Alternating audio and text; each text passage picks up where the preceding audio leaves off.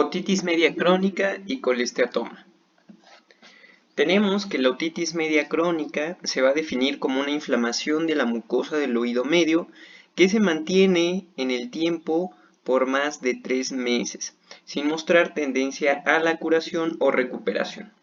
Se va a caracterizar por la persistencia de una otorrea continua o intermitente, y como recordatorio, las otitis medias se clasifican de acuerdo a su temporalidad en otitis media aguda, menor de 3 semanas, otitis media subaguda de 3 semanas a 3 meses y la otitis media crónica mayor de 3 meses. Aquí tenemos el esquema de cómo se va a ir dando la patología de esta otitis media crónica. Aquí tenemos el ejemplo de una disfunción tubaria.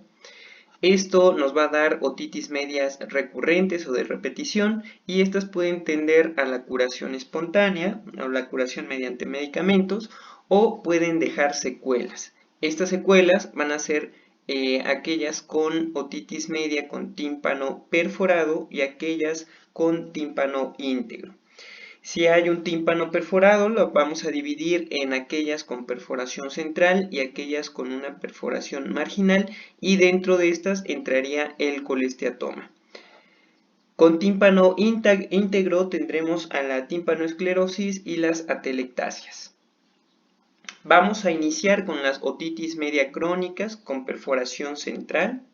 Estas, como ya lo vimos, van a ser infecciones bacterianas continuas originadas por la acción de los gérmenes patógenos a nivel del oído medio.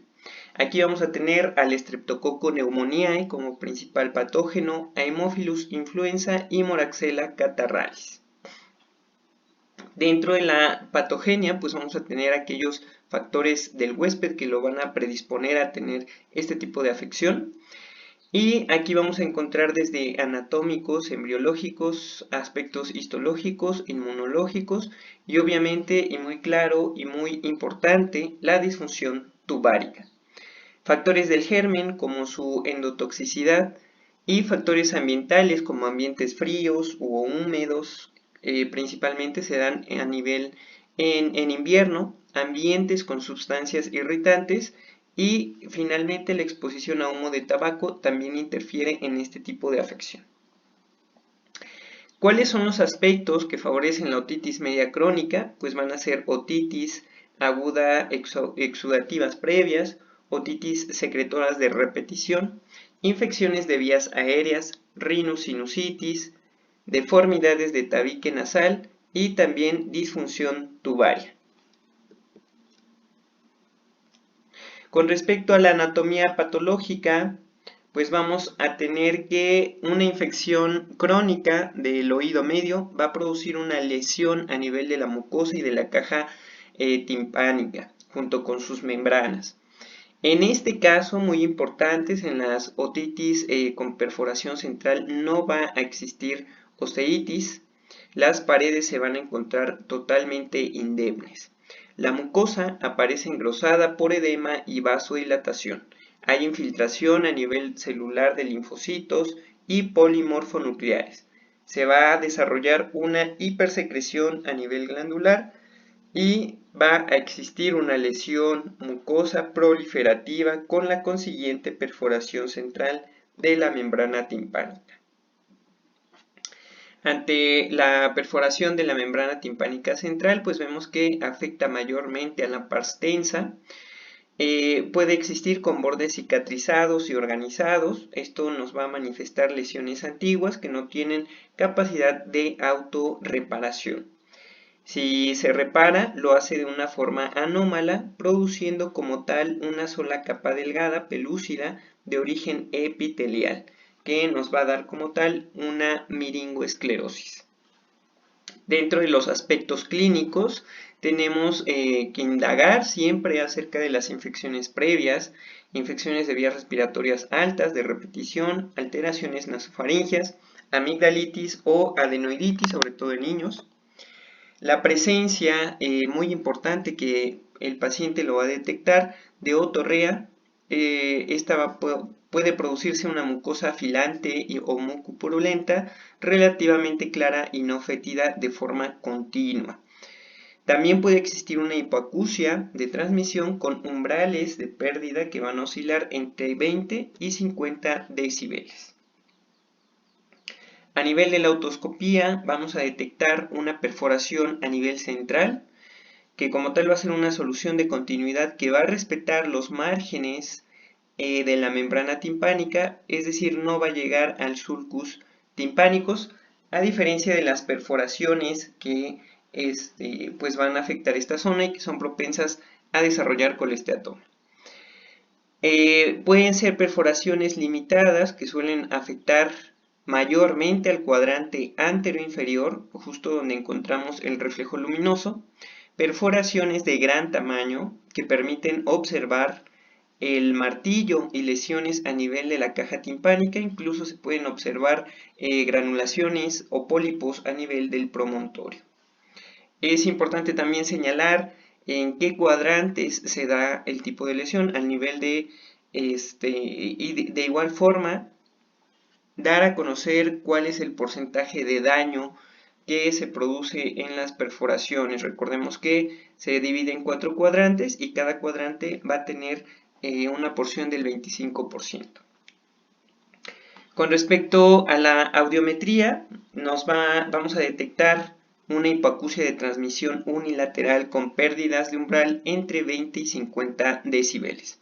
La hipoacusia de igual forma puede ser mixta y esto ocurre únicamente en aquellas otitis medias crónicas muy antiguas que han producido ya un notable deterioro de la audición. Con respecto al pronóstico, la otitis media crónica con perforación central, salvo raras excepciones, no sufre complicaciones en el largo transcurso de su evolución. Cuando el oído deja de supurar, persiste al menos la perforación timpánica, dando como secuela los residuos cicatriciales del oído medio que más adelante veremos. Continuamos con las otitis media crónicas con perforación total, principalmente con daño a nivel de la pars flácida, y esto nos va a dar como tal el colesteatoma. Dentro de la definición tenemos que es una infección bacteriana crónica del oído medio. La perforación va a ocupar un lugar meramente periférico y la infección va a ser siempre polimicrobiana, compuesta por pseudomonas aeruginosa, Staphylococcus aureus, Proteus y Escherichia coli. Como lo vemos, la zona más afectada es la pars flácida y esta no va a tener una capa fibrosa y va a ser propensa como tal a la succión por presiones negativas, de ahí que sea la zona más indemne para este tipo de lesiones. Va a ocurrir una destrucción, aquí sí vamos a tener la osteitis con detención de la reabsorción del mesénquima. Existe una destrucción ósea en la cadena de huesecillos y en las paredes del oído medio. Y la osteólisis o la osteitis va a comenzar la destrucción principalmente a nivel del huesecillo del yunque en su rama larga. La osteólisis se va a difundir hacia el antro e incluso hacia la mastoides. Esto nos va a producir, como vimos inicialmente, en un 90% una lesión que se llama colesteatoma. Esta también recibe el nombre de epidermosis o queratositis o queratoma. Por su terminología, coles se va a referir a la neoformación con cristales de colesterol y oma a una estructura tumoral. Como tal, tenemos que es un pseudotumor formado por epitelio queratinizado dentro del oído medio y se va a caracterizar por una presencia de una matriz epidérmica a nivel del oído medio, donde se produce una acumulación de escamas por un trastorno de la migración epidérmica. Los mecanismos de formación, es decir, las formas en las que el epitelio epidérmico queratinizado puede llegar al oído medio, las vamos a dividir en congénitas, dentro de las cuales encontramos alteraciones del desarrollo embrionario, o adquiridas, que pueden ser primarias y secundarias. Las primarias no van a estar relacionadas con otitis previa, y las secundarias, que son las más frecuentes, van a estar siempre precedidas por cuadros de otitis medias recurrentes. Con respecto al colesteatoma congénito, aquí vamos a encontrar restos ectodérmicos embrionarios que persisten en el hueso temporal y pueden originar el colesteatoma.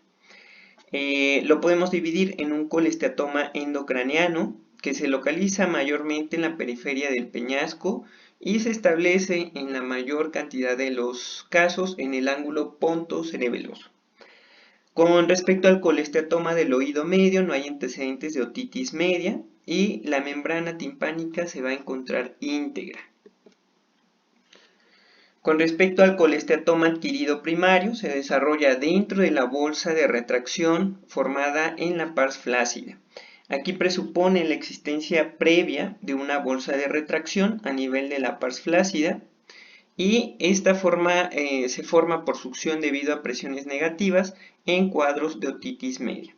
La bolsa se va a llenar de escamas de epitelio queratinizado y una vez que se llena de restos epidérmicos sigue creciendo hacia el ático.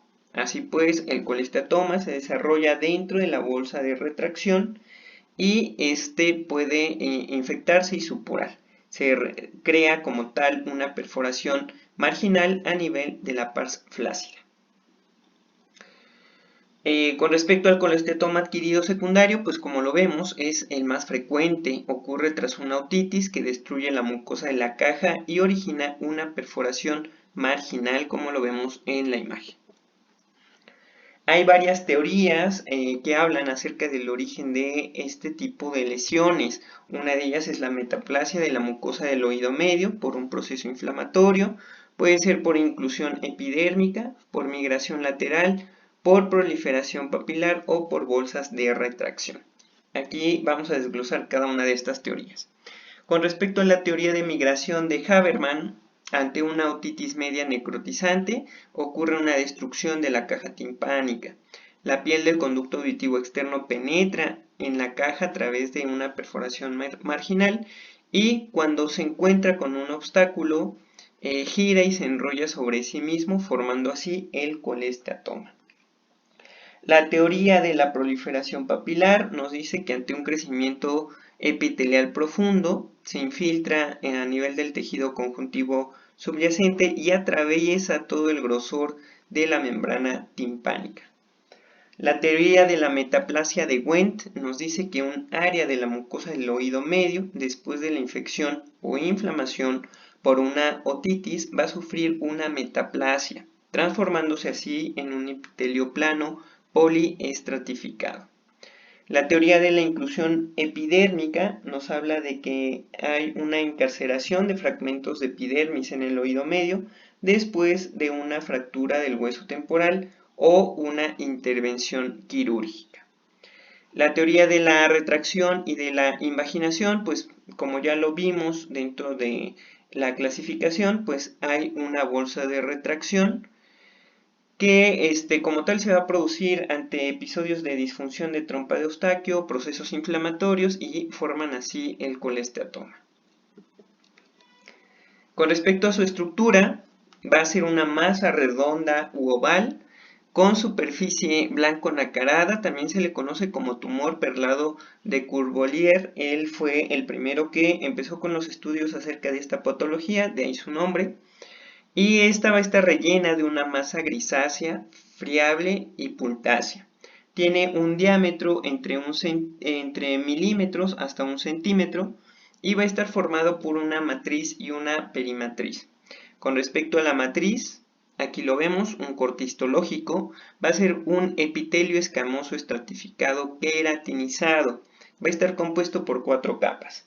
El estrato germinativo, el estrato de Malpighi o espinoso y el estrato granuloso junto con el estrato córneo. La perimatriz o lámina propia la encontramos en la zona más externa y va a ser un tejido conjuntivo subepitelial y un tejido de granulación originado por la inflamación crónica, y aquí principalmente vamos a encontrar linfocitos, células plasmáticas y polimorfonucleares. Con respecto al núcleo, que ahí vamos a encontrar principalmente el contenido del colesteatoma, pues va a estar constituido por un magma gaseoso. Aquí vamos a encontrar restos de queratina, ácidos grasos y también cristales de colesterol. Con respecto a la acción lítica del colesteatoma, este va a producir lentamente la destrucción de los componentes óseos aledaños. Esto puede ser por presión ejercida por la masa creciente sobre las paredes de la caja timpánica. También puede ser producida por la acción del tejido de la perimatriz y las enzimas proteolíticas derivadas de la inflamación crónica, o por la salida del contenido del colesteatoma al exterior, el cual es un factor determinante dentro de la destrucción ósea. También se ha visto que puede ser producida esta acción lítica por microorganismos anaerobios que contribuyen a la formación de ácidos orgánicos, produciendo una acidez del medio. Esto es más de un pH de 4.3 que ayuda a la osteólisis. Con respecto a los cuadros clínicos, vamos a encontrar otorrea mantenida, escasa, espesa, parduzca y purulenta. De igual forma, el paciente refiere que es fétida. En ocasiones, esta otorragia se va a encontrar acompañada de hipoacusia. Las complicaciones pueden ser las que pongan de manifiesto como tal la sintomatología. Un dato característico también es la otodinia, que es la sensación de dolor o presión hemicraneal, y esto va a ser ejercido por el efecto de masa del colesteatoma. La otalgia debe hacer pensar, en primer lugar, una complicación, y siempre o en la mayor parte de los casos, este padecimiento se descubre de forma fortuita. Con respecto al colesteatoma y su otoscopía, pues la otoscopía nos va a permitir apreciar una perforación marginal. Casi siempre se localiza en la par flácida. A través de la perforación va a salir una masa blanquecina que va a estar compuesta o va a ser como tal escamas epidérmicas a nivel del oído medio. Hay varias formas clínicas, dentro de las cuales tenemos el colesteatoma epitimpánico atical o aticitis. Este se va a encontrar, es el más frecuente y se encuentra a nivel de la pars flácida o membrana de Charnel, y en esta va a haber destrucción del muro del ático. En ocasiones va a estar oculto por una costra o un pólipo. Aquí vemos en la imagen cómo se retira esa costra y podemos ver como tal el colesteatoma. Otro es el colesteatoma posterior superior, que afecta la cadena osicular y se localiza en la región del retrotímpano. Y finalmente, con respecto al colesteatoma mesotimpánico, este va a invadir la caja timpánica, o la membrana timpánica puede estar íntegra o perforada. Con respecto al cuadro clínico, uno de los signos más importantes es el signo de la fístula de Lucae, y en pues vamos a ver que va a aparecer un nistagmus que va a ser producido por el aumento de la presión al nivel del conducto auditivo externo. El signo de Henneberg pues nos lo va a referir el paciente, y la sintomatología que va a referir pues va a ser de mareo o sensación de náusea. Si la osteólisis de las paredes ha dañado el canal semicircular horizontal o el promontorio, se puede formar una fístula a esos niveles que pone comunicación la caja timpánica con el oído interno. Con respecto a los diagnósticos, siempre se deben de buscar complicaciones laberínticas, faciales o neurológicas, ya que, como lo vemos, el oído medio está en constante relación tanto con el nervio facial a través del acueducto de Falopio o el canal semicircular horizontal. De ahí que siempre se tiene que valorar el nervio facial en estos pacientes. Una acumetría nos estaría enfocada principalmente en una hipoacusia conductiva, y dentro de la valoración vestibular pues vamos a ver que el conducto más afectado va a ser el conducto semicircular lateral. Aquí vamos a tener como tal un nistagmus horizontal que va a batir hacia el lado explorado. se va a acompañar de vértigo rotatorio concomitante. Con respecto a la acumetría, la audiometría nos va a manifestar una hipoacusia de transmisión o incluso en ciertos pacientes una audición normal. Las hipoacusias mixtas se deben a una afectación laberíntica asociada que puede culminar incluso hasta en una cofosis. La exploración audiométrica es indispensable antes de la realización de una intervención quirúrgica en todos los pacientes. Con respecto a la tomografía computarizada, es una prueba obligatoria para el diagnóstico y para el estudio de extensión y la estrategia quirúrgica. Esta nos va a denotar una presencia de masa tisular a nivel de las cavidades tímpano-mastoideas.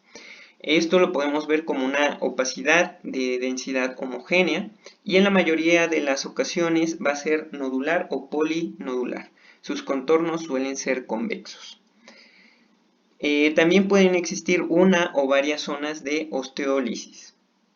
La tomografía computarizada también ayuda a detectar la lisis de la cadena osicular, que es poco frecuente, es muy frecuente pero es inespecífica, y más específica pues va a ser la erosión de la pared lateral a nivel del ático. Las complicaciones que vamos a poder ver mediante la tomografía es la lisis del tegmen, erosión del conducto facial. La fístula laberíntica es una de las complicaciones más importantes en estos casos y la vamos a denotar gracias a la tomografía computarizada y también extensiones intrapetrosas de la lisis ósea.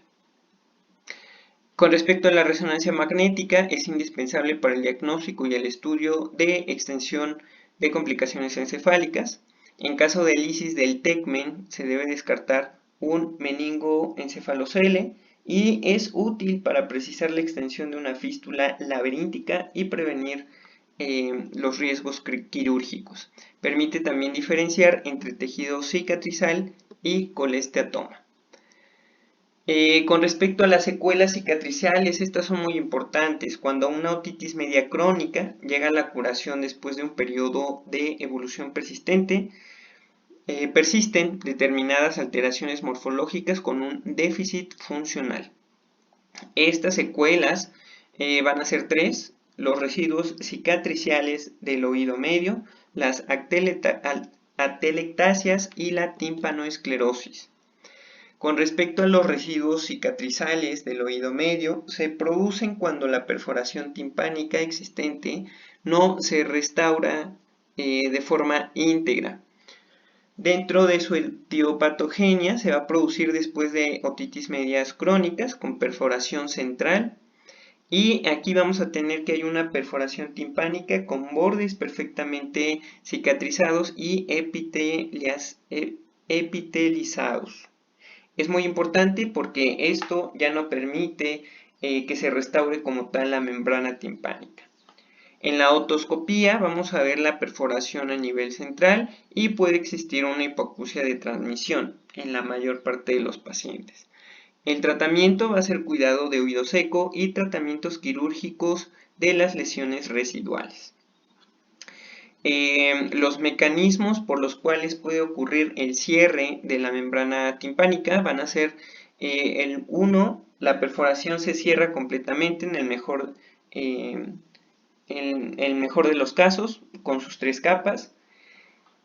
Otra opción podría ser el cierre a expensas de una película delicada con atrofia translúcida poco resistente. Y otro podría ser que se mantiene definitivamente la perforación y dentro de esto pues ya encontraríamos los residuos cicatriciales. Con respecto a la telectasia timpánica, aquí hay una pérdida de gas a nivel del oído medio. Esto se debe a otitis media secretoras principalmente y disfunción tubárica crónica.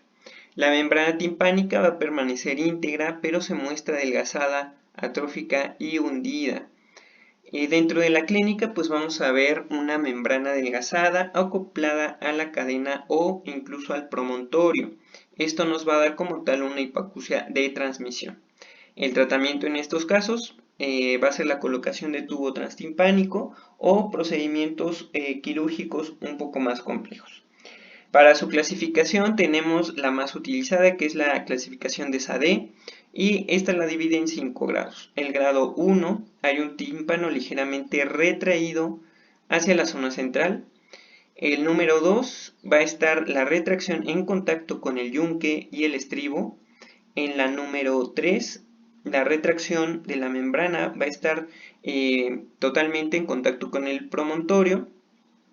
Y en la número 4 pues ya va a ser una otitis media como tal adhesiva, ya que va a estar la retracción adherida completamente al promontorio. El número 5 pues ya es una perforación, que esto se produce ante una adhesión o una retracción tan fuerte de la membrana, pues va a ocasionar una perforación. Con respecto a la tímpanoesclerosis, va a estar caracterizada por la presencia de depósitos cálcicos sobre la matriz colágena del espacio extracelular. Los depósitos de calcio se sitúan en la membrana timpánica y a esto se le conoce como miringoesclerosis, aunque estos depósitos de calcio también pueden ocurrir a nivel de promontorio, de ático o de la articulación encudo-maleolar. Su clínica se traduce en una hipoacusia, que es poco frecuente, y el tratamiento en estos casos va a ser la extirpación de las lesiones y huesecillos inmovilizados y posteriormente se realizan los injertos necesarios. Dentro de las complicaciones de la otitis media crónica, pues vamos a tener aquellas que son craneales e intracraneales. Dentro de las craneales tenemos la mastoiditis coalescente, abscesos retrooculares de Bessel o temporal y también muy importante la fístula laberíntica. Incluso también hay pacientes con parálisis del nervio facial. Dentro de las complicaciones intracraneales tenemos la meningitis, abscesos cerebrales, empima subdural o absceso subdural. Aquí tenemos las complicaciones más frecuentes de la otitis media crónica. La más frecuente de ellas va a ser destrucción osicular por alteración que se da en primer lugar a nivel de la apófisis larga del yunque. La fístula laberíntica ocurre del 5 al 10% de los casos y afecta principalmente al conducto semicircular lateral u horizontal y nos va a dar como tal un vértigo en este tipo de pacientes. El signo de la fístula, como ya lo vimos, es uno de los que nos va a determinar si hay complicación, si existe este tipo de complicación. La tomografía computarizada se utiliza sobre todo en casos preoperatorios y también es indispensable para determinar el diagnóstico de fístula laberíntica. La resonancia magnética también va a mostrar afectación ocasional a nivel del laberinto membranoso. Con respecto a la parálisis facial, ocurre en el 1 al 2% de los casos y este siempre obliga a establecer un tratamiento quirúrgico de forma urgente. Con respecto a la laberintitis aguda y complicaciones como meningoencefalitis, implican la realización de estudios neurológicos y de pruebas de imagen urgente. La otitis crónica con la esteatomatosa no produce dolor espontáneo y la aparición de otalgia o cefaleas siempre debe hacer sospechar de estas complicaciones. Con respecto al tratamiento, pues va a ser quirúrgico. La cirugía va a estar orientada ante todo a eliminar el colesteatoma y las lesiones existentes para reconstruir funcionalmente el oído. Los objetivos de la cirugía va a ser asegurar la erradicación completa del colesteatoma, conservar o restablecer lo mejor posible la función en el paciente y evitar las recidivas. Con respecto a la perforación central, es importante la eliminación de factores rinofaringios, por lo cual se consideran las adenoidectomías, amigdalectomías y el tratamiento de patologías rinosinusales, hipertrofia de cornetes y deformidades septales.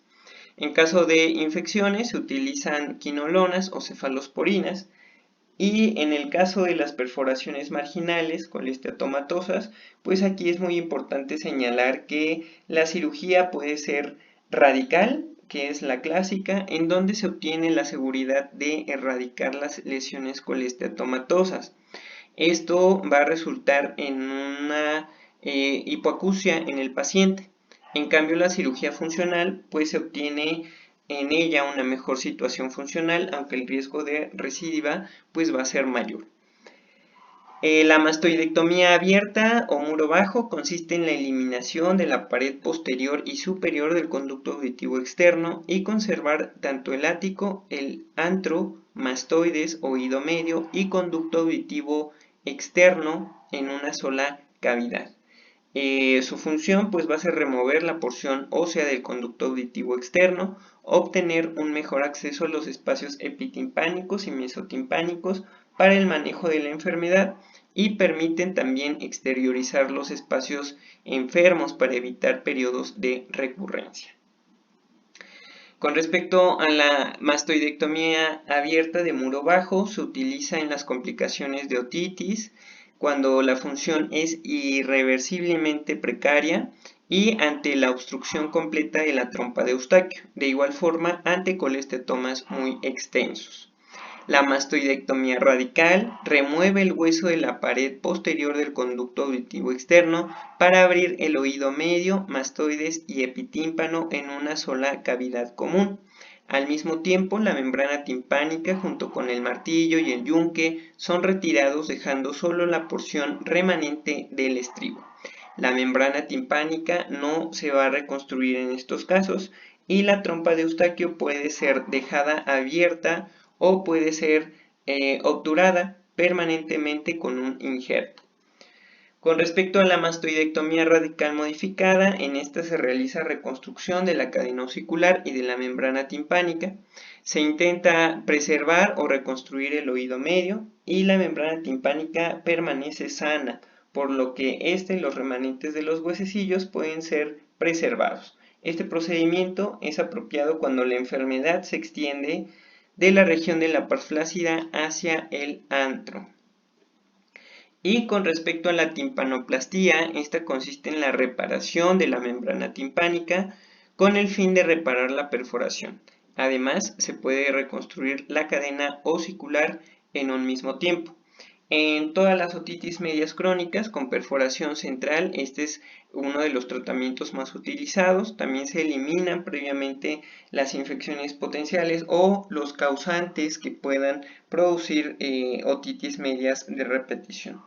En la otitis media crónica con perforación marginal, se utiliza únicamente cuando exista sospecha de que no hay complicaciones.